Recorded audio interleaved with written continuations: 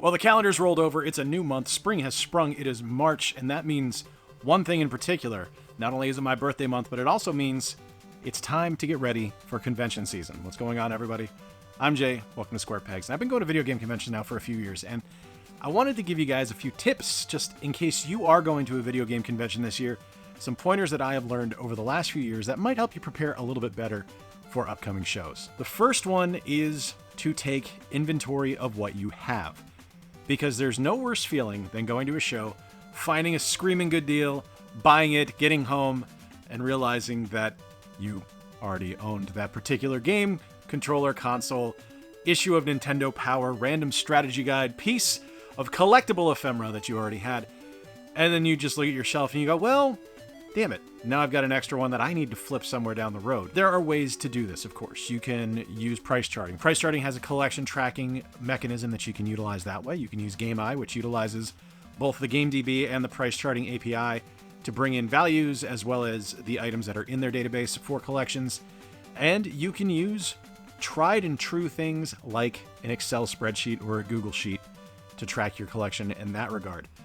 All of these are great options. All of these are great things to utilize and to make sure that you are accurately keeping track of the things that you currently own.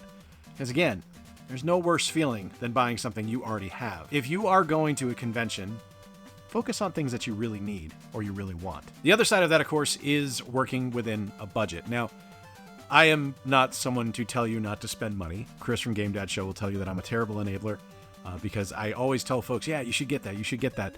Apologies to Chris's wife, by the way, for doing that. But it is something that I think is something that we all need to be cognizant of when we go to a show, because shows are really easy to get wrapped up in. It's really easy to look at the just amount of stuff that's for sale, the exciting things that are out there that you have the option of picking up, and you can decide to spend outside of your means. And I'm guilty of it. I'm as guilty of it as anybody. I've definitely done that. The first year I went to CorgsCon, which I'm wearing the shirt for right here. CorgsCon is a convention in Columbus, Ohio. It's on June 1st this year. I'll be there. You should go. It's a great show. It's a lot of fun. But the first year I went to CorgsCon, I was so excited. It was the first time I'd ever been invited as a guest to a show. And I spent way too much money. And it was a lot of fun. It was great, but I really had to tighten the belt the rest of the month. And I've learned since then to really set a budget aside, have a certain amount of money set aside that you're willing to spend, and also remember that that budget needs to account for things like meals and a hotel reservation or things like that if you are traveling to a show, which I know a lot of us do. For me here in Michigan, there is like one show, so I have to travel to go to shows. That's why I'm always in Ohio and places like Milwaukee for Midwest Gaming Classic, or I go down to South Carolina for Southeast Game Exchange. There's just not a lot here in this state. So I need to make sure that in my budget are things like hotel reservations or food or an Airbnb stay or activities if my wife and my son are traveling with me. There's always a little bit that you need to consider beyond just, I'm here to buy games. Which, I mean, let's face it, that's what most of us are there for. But always be prepared to have a budget set aside and stick to that budget. Another side of going to a convention for me is that has been really helpful for me is creating a list of things that I'm shopping for. And I'm tempted to tell you to make it in a Google Sheet or something like that, but I've actually found that the best way for me to do this is actually having a physical printout. I know my friend Gamer Aimer does that. She has a physical printout of the games that she's missing or that she has in her collection so she can reference it quickly to know if she needs something. I also see that with other friends who actually just have a notebook that they'll write things down in that they're looking for. It's a quick way to do just a very rapid reference to know if it's something you need or if it's something that you're willing to go for. The other side of that too is you can look at it and you can reference prices either through the current going price on price charting, or you can look at sold auctions on eBay, so you'll know a little bit better what your max spend is on something. There's no worse feeling than finding something at a convention that you think is a great price, spending the money on it, and then realizing that you overpaid by like 25 or 30 bucks. Be sure to work within that reasonable budget that you have set for yourself. The next side of that, the thing that really helps in that regard, is remembering that cash is king. It's real easy to bring a card. It's real easy to use Venmo. It's real easy to use Square or PayPal or something like that.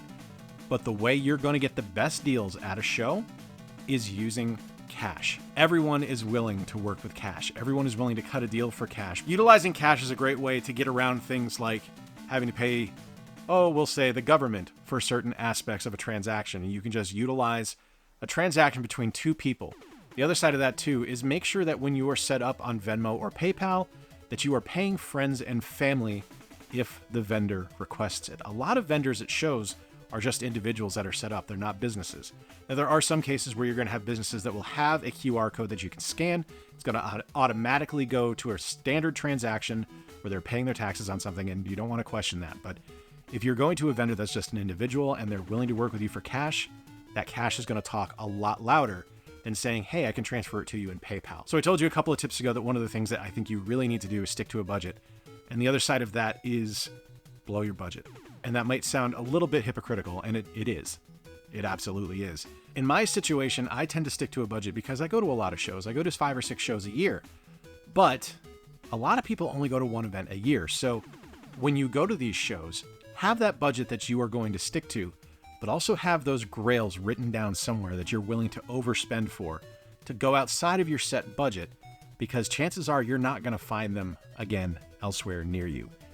Being able to have that extra money set aside that is that kind of emergency slush fund for a Holy Grail item or a Holy Grail pickup is a great thing to have in your back pocket, because you don't have to worry about it impacting things like your standard budget for food or for your stay or drinks or just regular games that you're picking up at a show. Having that Holy Grail money is a great thing to have, and it's a great thing to use when you find that item that you've been looking for years. Another thing that you should be doing when you go to a convention is being sure to check the event schedule. Because a lot of times when we go to a show, we're just going for shopping, and that's fine. There's nothing wrong with that. Shopping is a fantastic experience at a convention. I encourage you to do that. I encourage you to go as many vendors as possible, because there's going to be something that you didn't know you were looking for at some booth somewhere. But there's always other things going on at shows as well. There's panels, there's tournaments, there's workshops. These are all things that you can utilize the show website for, to find out times, find out locations, find out if there's an extra cost to do these things. They're really fun activities that you get to go on and to use that the show is putting up for you. For example, at Midwest Gaming Classic and at the Pittsburgh Gaming Expo that I went to last year, there's huge arcade rooms set up in free play areas where you're able to just go. It's not on the main show floor, it's a little bit separate, but it's worth going to because it's a lot of fun to see an arcade game you haven't seen in years. And in the case of the Midwest Gaming Classic, and I think at Pittsburgh as well, a lot of those arcade machines are for sale. So if that's something you're looking for, you're going to be able to find a good deal on those machines as well. It's a really, really awesome experience to be able to go to these things and do something other than just spend money. You get to go, you get to play, you get to be around your people, you get to be amongst your tribe. It's a really awesome feeling. That kind of leads to another point here. Make friends. Talk to people. Don't be afraid to strike up a conversation with somebody. If you see somebody talking about a game that you like, or they're looking at something and they're kind of hemming and hawing on it, and it's something that you know is great or that you love, we're all here for the same thing. We're all here for the love of games. So talking to someone about something that you like and letting them know that they're making a smart purchase, or getting to know somebody at a show and talking to them, is a great way to have a lifelong connection with somebody. When I went to my first show, the first show I went to was the Midwest Gaming Classic in 2021 in November.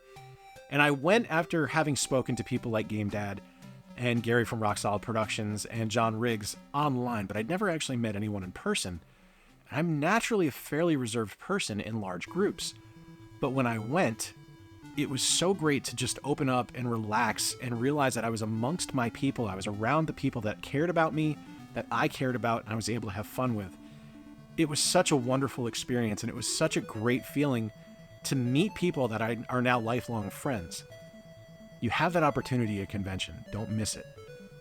The other side of that is explore the city you're in. Don't just go to the show and leave. If you have the ability, if you have the opportunity, stay a little extra. Explore. My love of Columbus, Ohio stems from my first time going to CorgsCon. If I had just gone for that first day and left the next morning and not explored, I wouldn't know all these amazing things that are in that city and all these amazing shops that are there. Places like Capital Games, places like Game On, places like Big Fun, like Jenny's Amazing Ice Cream, like the 16-Bit Bar, like Planks. These are all places that I wouldn't have known about if I hadn't spent the extra time in the city exploring and getting to know it a little bit. It's one of my favorite places to visit now because of my willingness to step outside of my comfort zone and explore a little bit. If you have the opportunity to do that, do so, because there's amazing things in each place that one of these great shows are at. Like Portland Retro Gaming Expo, there's fantastic barcades in that city that you can go to. There's amazing food. You're a hop and a skip from going into Washington and going to Mount Rainier, or going to Olympic National Park, or going to Crater Lake National Park. Use the opportunity to explore the area you're around and find something new to love, because there's always something cool that you're not thinking you're going to find in a place where you're at a convention. The last thing I will say, and the last tip I have for you, is just relax and have fun. In a lot of cases, we go to these shows, and myself included, I'm a bundle of anxiety, I'm a bundle of nerves, and I always, and this is something I've said for years, I let the little asshole in the back of my mind tell me that no one's going to want to talk to me, no one's going to want to speak to me, I don't deserve the friends I have. But when I take a deep breath, and I relax, and I realize that I'm going to this amazing place, talking about things I love, and exploring a place I want to be, those nerves go away, and I just realize that I'm in for fun, I'm in for a great weekend. Be amongst the people you know. Be amongst the people that you appreciate. Don't be afraid to talk to people there, and just embrace the culture that we find ourselves in. Because when you're at a convention and you do that, you're gonna have a blast. Oh, one more bonus one here. Don't eat at chain restaurants when you're at a show. Find local cuisine. Go to places that are near and dear to the city.